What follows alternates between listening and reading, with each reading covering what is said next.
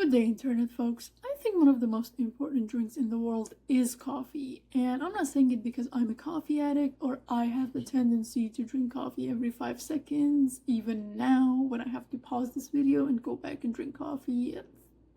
You know.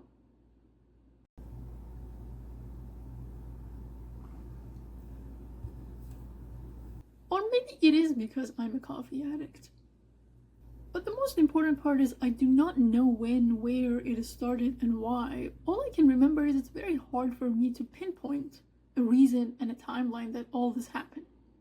But I also know that coffee has been my therapist, my social work, and all that throughout everything: medical school, PhD, postdoc, research, life, all that. I could blame my PhD supervisor, who actually made me a coffee addict and took me out to different coffee houses and said, hey, you should try this is good for you. Or from there, maybe it was my friends who would not have a conversation with me without having a coffee, and I bonded with a lot of people throughout. Oh my god, you love coffee, let's be friends.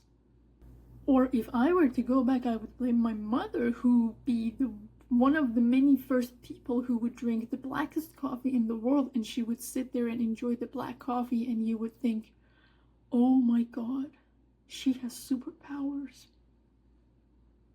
Or maybe it was my dad who brought the first coffee machine to the house, and this is even before I was born. And he would teach you how to use that coffee machine so you can make yourself a cup of coffee. But then when there were guests in the house, if they would ask us, what is this? We would say, it's the alien's typewriter. Should stay away from this. But to be fair about all of this, we were more of a tea type of crowd more than being coffee people. And we would religiously have tea parties pretty much every evening, and it was part of what we did when we grew up. And a lot of good things happened during the tea party. For example, having good conversations or fights or gossip or I don't know, you name it. But it is interesting that I put coffee in every piece of work, and I didn't notice it until now when I'm working on other pieces, and I'm like, wow, maybe I should replace coffee with whiskey or maybe beer or I don't know, another type of drink perhaps. But that is the point of putting food in your work, in your writing, and your plot, because food says a lot about one person without doing a lot of work. And food says a lot about the culture of the person. But the question is, what does food actually require in a plot? Food might require agriculture, scarcity, abundance, and many other things, depends on the story. But it says a lot about what the civilization behind this food is.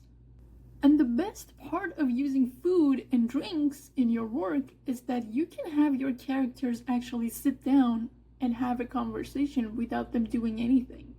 So, I don't know, maybe my way of talking to people is through coffee and have them sit down or walk around with a cup of coffee, and it says a lot about who I am and what I do.